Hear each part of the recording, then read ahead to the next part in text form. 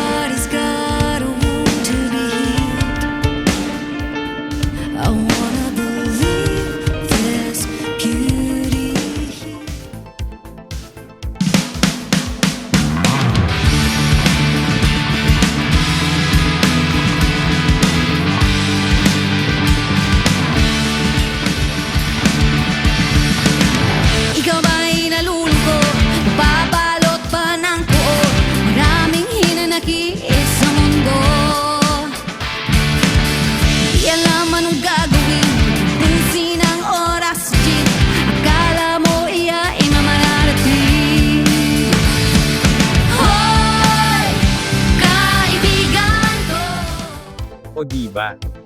Talaga hindi ka magtataka kung bakit ganon kagagaling sila Naysha, Stacy, Ice, at Naysas. Kung naibigan mo ang video na ito, mag-subscribe ka na kaibigan para sa mga susunod nating video. Maraming salamat sa panonood.